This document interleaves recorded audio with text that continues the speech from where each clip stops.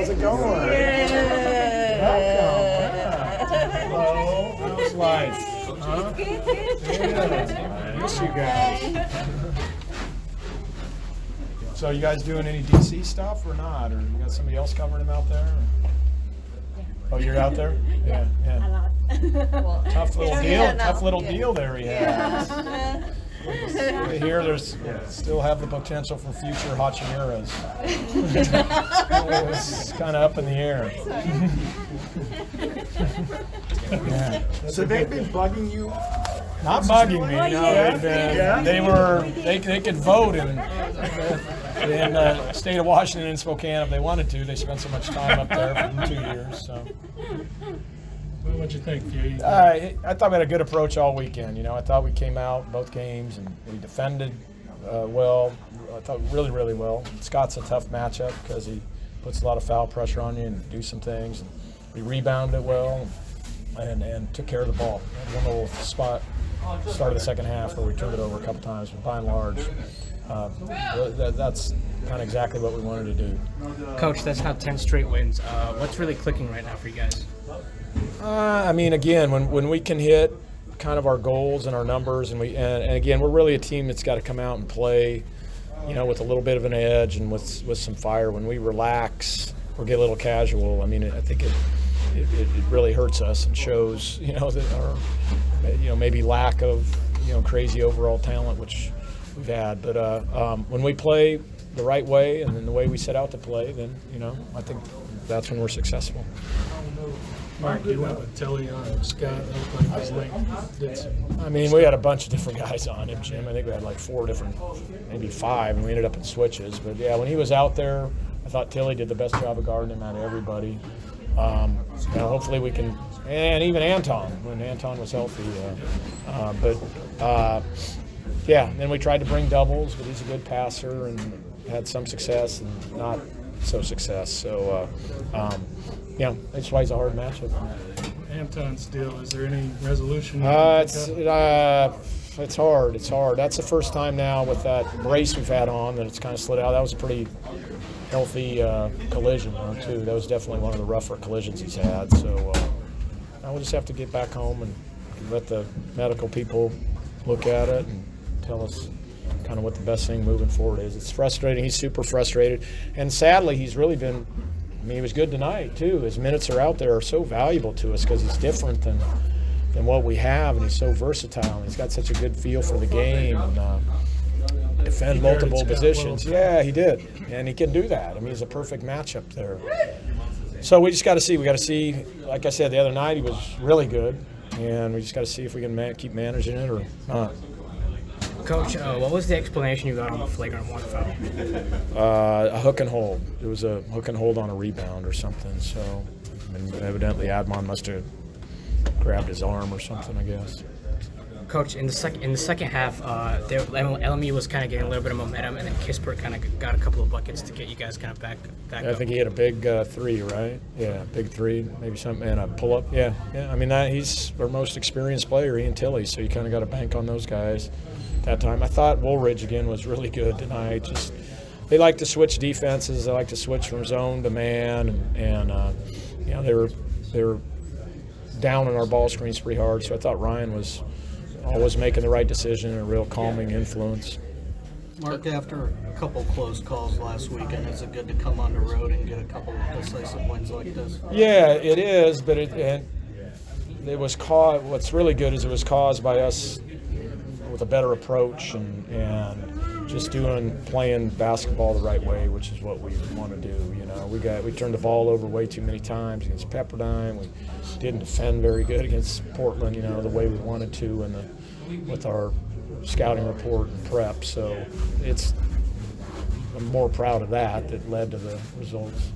Field goal defense good tonight, considering they came in the top 30 in shooting? I thought it was really good, and then we just kind of let our guard down when we subbed there, right, the last 3 minutes. But I thought it was excellent tonight. Does anybody throw more defenses at you than it seems like they've got?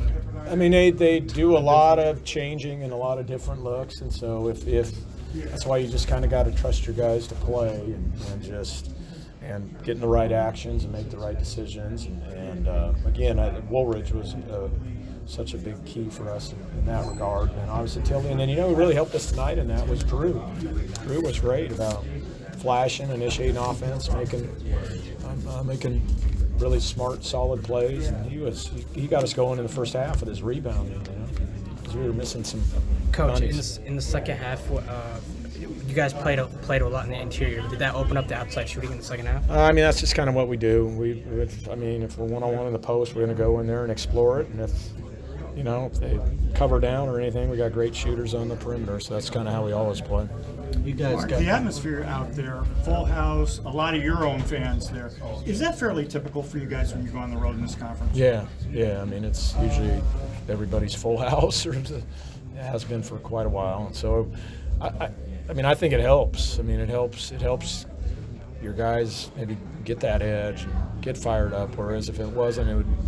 I think there might be a tendency to play down or play flat. So throughout the years, I've always looked at it as a positive. It's always a sellout and homecoming or whatever it is. And all our teams have responded to it, and these guys are learning to. These guys have been in as many tough environments as any team we've had. Play at Washington, back when they were, I don't know what they were, top 15 or something. Obviously that's a big game and sold out. And down at Arizona, that was an epic crowd. So they're used to it. Coach, you had 5 different guys in double digits. You shot officially in the second half. What did you think about your team's ball movement and being able to share the ball? I thought it was good at times, but I think, I thought when we did struggle, we were a little stagnant, and LMU deserves a lot of credit for that. They really lock you down. Mike's defenses always try to lock you down to a side and make it hard to get the ball swinging, and they were having some real success with that, I thought, early in the second half. You guys seem like you have a ton of different winning streaks going, but what does it mean, 32nd straight conference win and tying those Ray Russell and Casey Jones teams? Yeah, to be honest with you, I had no idea.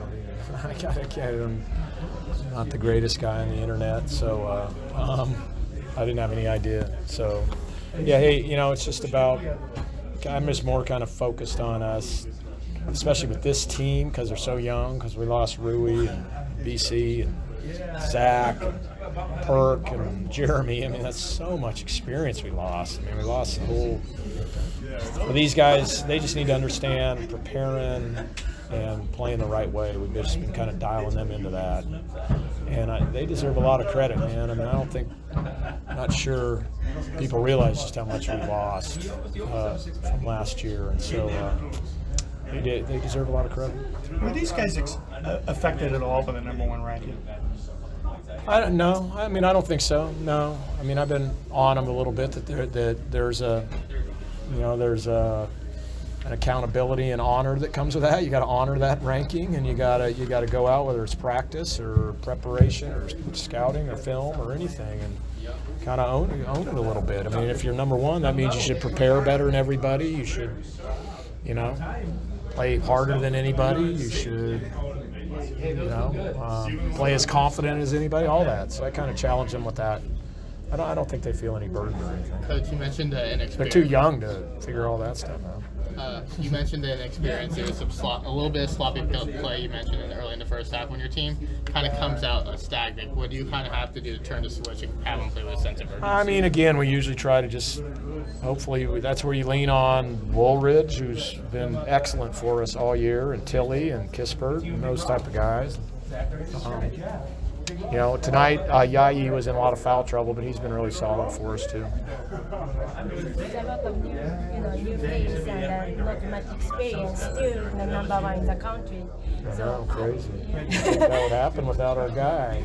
did you expect that? No, With the plans? no, not at all. That September was, we looked as bad as we've ever looked in September, and even October.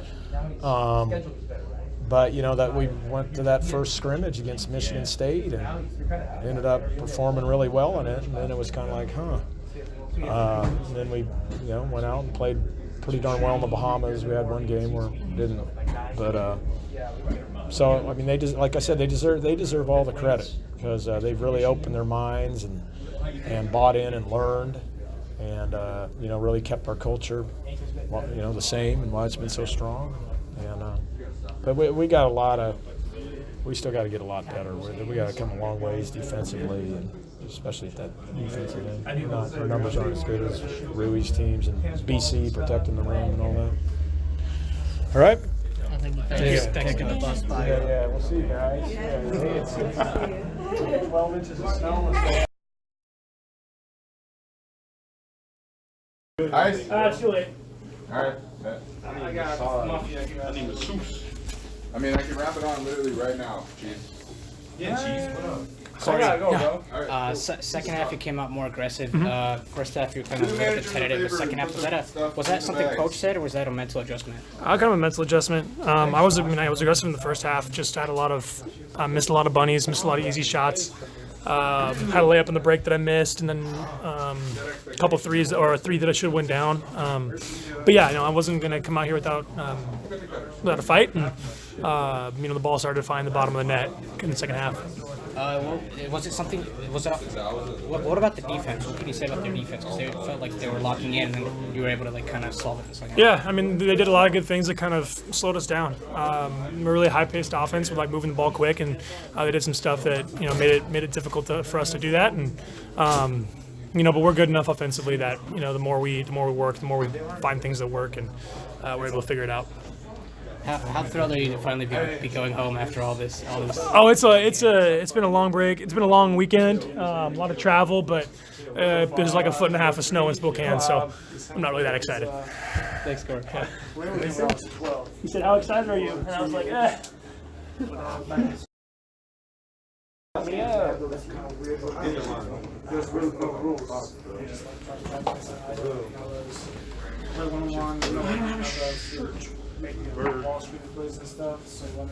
We didn't just adjust to it, things that were back to us, and they're not really more.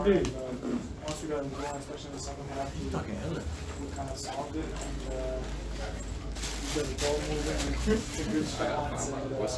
Tillie, How you doing, man? good. How about you? Good. First half, you kind of set the tone down low. How were you able to do that? I mean, we knew we had to go into the game with intensity, and I think that's what we did. When I didn't right away, down low.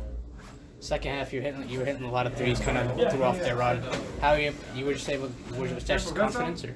Yeah, I mean, the first two shots I missed them, and it was just I just didn't shoot it. And on the bench, they told me just gotta let it rip and shoot it high, and that's what I did, and it just went in. So it was good. Thanks. Yes, sir. What he does is really interesting. Let it rip, Kale. Let it rip 20 feet.